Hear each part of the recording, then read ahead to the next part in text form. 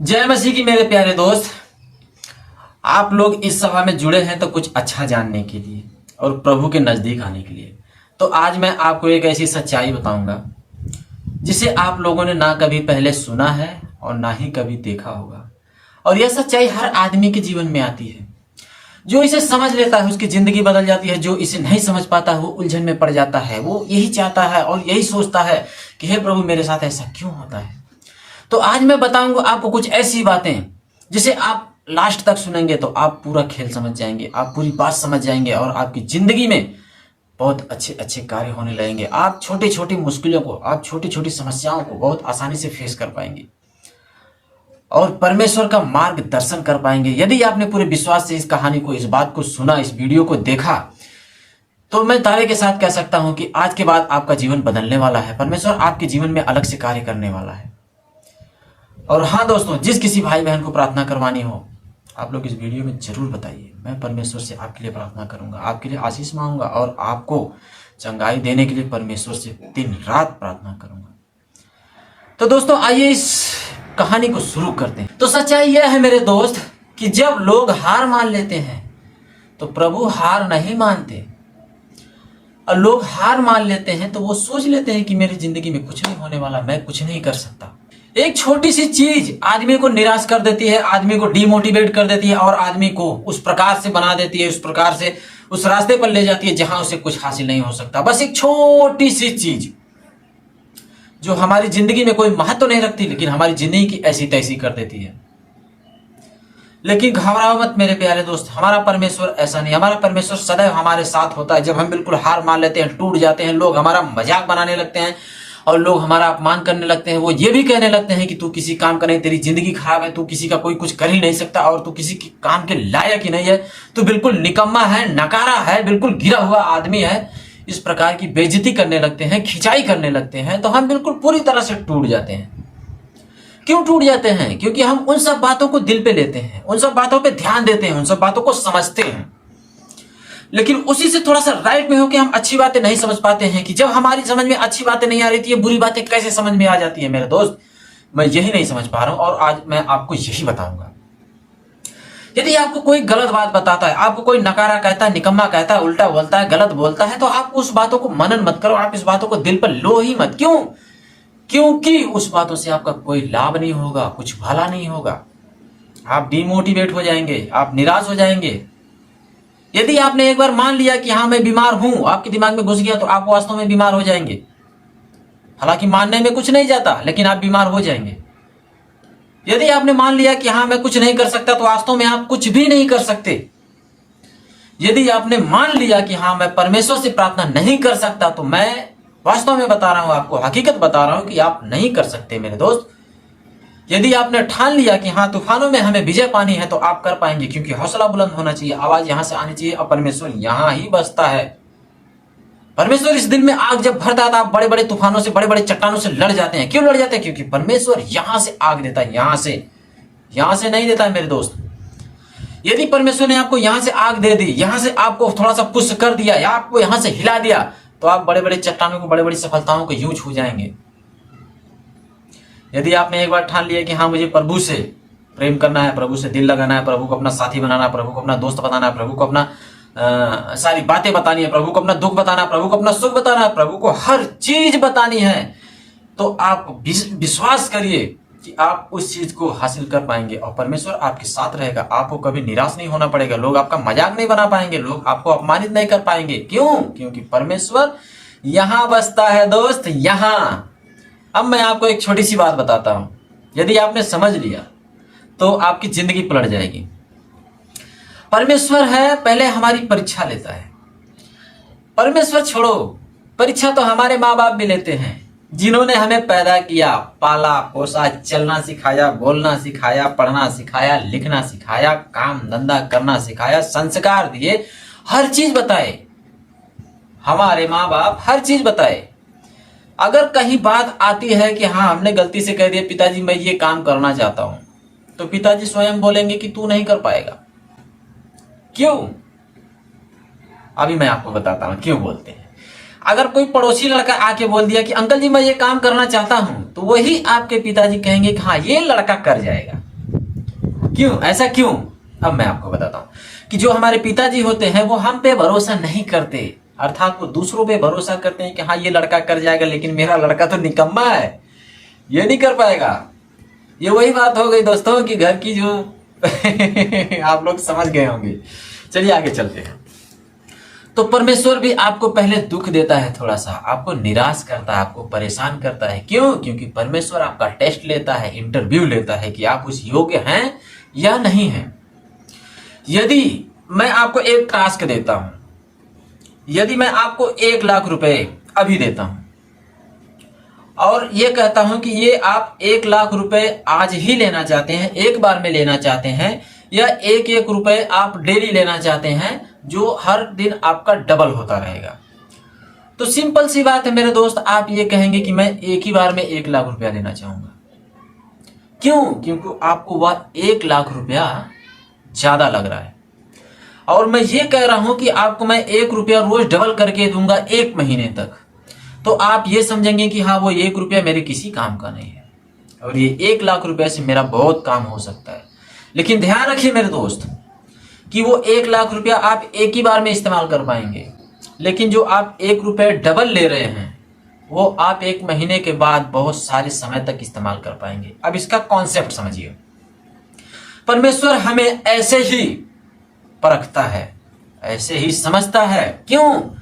क्योंकि परमेश्वर हमें सारी चीजें एक बार में नहीं देता है। वो इसलिए नहीं देता है कि ये परेशान हो जाएगा, ये हड़बड़ा जाएगा, ये संभाल नहीं पाएगा, इसलिए परमेश्वर हमें थोड़ा थोड़ा करके देता है और बढ़ा के देता है। आपको मैं 1,00,000 रुपए अभी देता हूं और 1 रुपये रोज डेली देता हूं, रोज का डबल करके देता हूं, तो आप 1,00,000 रुपया लेके जाएंगे, अपना कोई एक काम कर लेंगे, लेकिन उसके बाद आप ठंडे पड़ जाएंगे, निराश पड़ जाएंगे, बस मेरा तो हो गया, अब मुझे कोई दूसरा ऑप्शन मिलेगा तब मैं कुछ कर सकता हूं, क्योंकि आप उसके बाद डिमोटिवेट हो जाएंगे, आप उसके बाद कुछ नहीं समझ पाएंगे। और मैं आपको 1 रुपये 1 महीने तक डबल करके देता रहूंगा। आज 1 रुपया दिया, कल 2 रुपया हो गया, उसके बाद 4 हो गया, उसके बाद 6 हो गया, आपको 10 दिन पता नहीं चलेगा, 1,000-1,500 में रह जाएंगे, लेकिन उसके बाद जो आपका मल्टीप्लाई होगा ना वो करोड़ में जाएगा। आप मल्टीप्लाई करके देख लेना। तो परमेश्वर हमें उस प्रकार से देता है।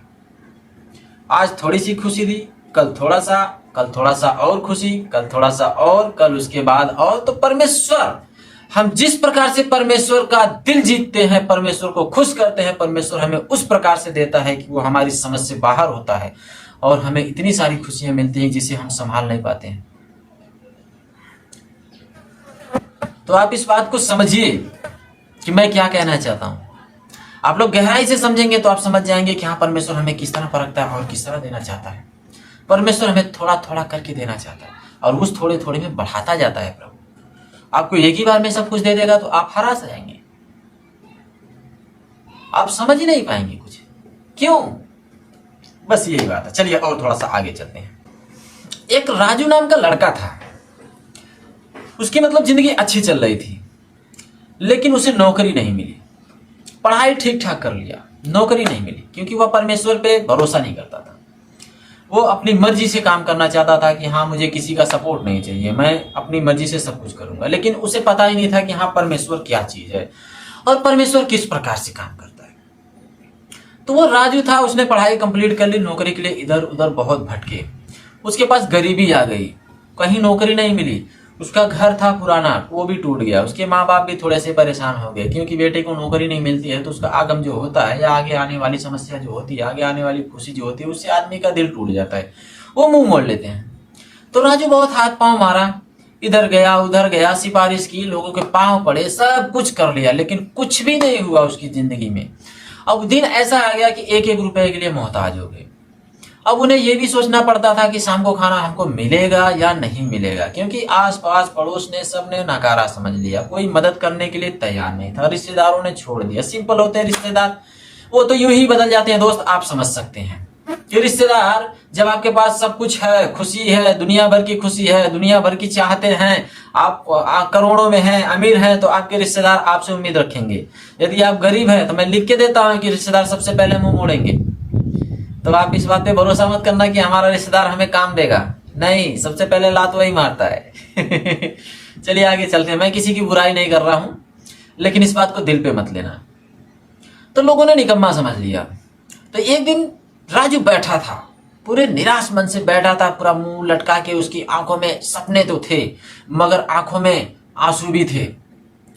और वह बैठा हुआ था, रात का समय था, पूरा अंधेरा था, थोड़ी सी बादल थे, थोड़ी सी बिजली की गड़गड़ाहट थी, थोड़ी सी हवा की सरसराहट थी और थोड़े से मौसम पूरे काले हो चुके थे।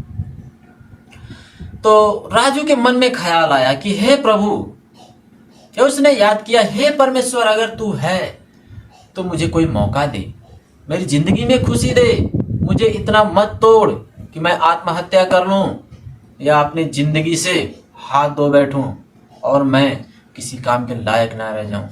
मेरे बूढ़े माँ बाप का क्या होगा? मेरे माँ बाप का, मेरे भाई का या मेरी बहन का सहारा, मेरे परिवार का सहारा कौन बनेगा? ये आंसू लिए आंखों में बैठा था। तभी उसके कानों में एक आवाज आई।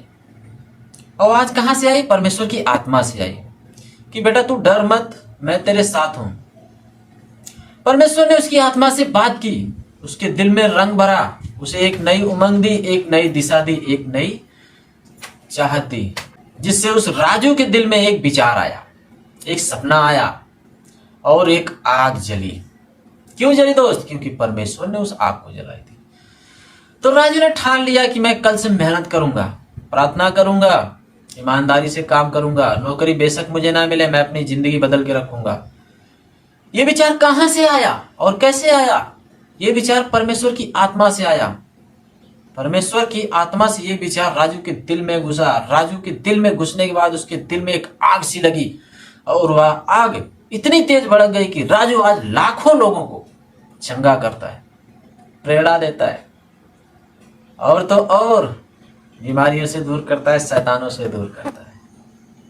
अब आप ये सोचेंगे कि ये कैसे हुआ? ये काम करने के लिए परमेश्वर उसकी जिंदगी में अपनी सामर्थ्य को भर दिया कि राजू ने परमेश्वर से प्रार्थना की, आंखों में आंसू थे, उसने रोया, परमेश्वर को बताया, परमेश्वर ने उसकी प्रार्थना सुनी और राजू को उस मुकाम तक पहुंचाया जहां तक उसे जाना चाहिए था, जहां तक परमेश्वर तय किया था कि हाँ यहां तक ये जाएगा।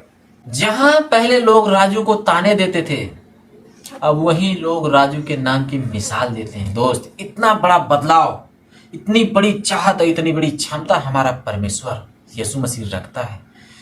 यदि आपने परमेश्वर को दिल से याद किया, दिल से प्रार्थना की और विश्वास से ग्रहण किया, तो परमेश्वर आपकी जिंदगी पलट देगा, आपके दुख के आंसू को खुशी में तब्दील कर देगा। इतनी क्षमता रखता है हमारा परमेश्वर। दोस्तों, परमेश्वर हमारा थोड़ा सा लेट काम करता है, मानते हैं हम इस बात को, लेकिन वह आपको कभी भूलता नहीं है। वो कहते हैं ना कि तूफान आने से पहले शोर नहीं होता, तूफान आने से पहले शोर नहीं होता, खामोश बैठा हुआ आदमी कमजोर नहीं होता। तो परमेश्वर हमारा जब खामोश होता है तो वो हमारे लिए नई नई योजना बनाता है, हमारे लिए नए नए मार्ग खोलता है और हमारे लिए नए नए रास्ते बनाता है और हमारे लिए नए नए विचार उपलब्ध करता है। और परमेश्वर हमें नई दिशा देता है, नई जिंदगी देता है। और दोस्तों, यह कहानी सिर्फ राजू की नहीं, आपकी भी हो सकती है, मेरी भी हो सकती है, लाखों लोग की हो सकती है जो अपने जीवन में निराश हो चुके हैं, हताश हो चुके हैं, हार मान लिए हैं। तो मैं उनसे कहना चाहूंगा, नहीं मेरे दोस्त, आपको हार नहीं माननी है। आपको परमेश्वर से प्रार्थना करती है, परमेश्वर आपको आगे ले जाएगा। आपने विश्वास से परमेश्वर से प्रार्थना की तो परमेश्वर आपको कभी अकेला नहीं छोड़ेगा, क्योंकि परमेश्वर जब तक आपकी प्रार्थना स्वीकार नहीं करता, जबकि आपके दिल की गहराई को देखता नहीं है, तब तक आपका साथ नहीं देता। क्यों नहीं देता? क्योंकि आप परमेश्वर से प्यार नहीं करते हैं। यदि आपने परमेश्वर को सारी बातें बताई, परमेश्वर से अपने दिल का हाल बताया, अपनी सारी मुसीबतें बताई, अपनी सारी परेशानियां बताई, अपनी सारी बीमारियां बताई, तो परमेश्वर आपको अवश्य ही चंगा करेगा। परमेश्वर हमारा ऐसा है, कभी हमारा साथ नहीं छोड़ता। जो इस संदेश को सुन रहा है और हार मान चुका हो, टूट चुका हो, जिसके ऊपर विश्वास का प्रबंधन टूट चुका है, उसे आज परमेश्वर यीशु मसीह ब्लेस करेगा और एक नई दिशा देगा और उसके दिल से निराशा और डर को निकाल देगा, जिंदगी की एक नई दिशा देगा, एक नया सबक देगा, एक नया मार्ग देगा, जिससे वह आदमी सफलता की ऊंचाइयों तक जा सकता है।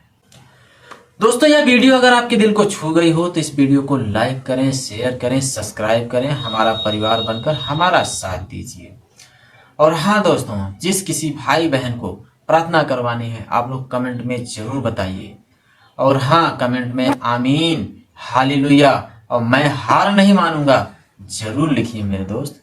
मिलते हैं अगली वीडियो में। परमेश्वर के आशीर्वाद से एक नई वीडियो लेकर आएंगे, आपको प्रेरणा देने के लिए, आपको कुछ बताने के लिए, आपको कुछ समझाने के लिए।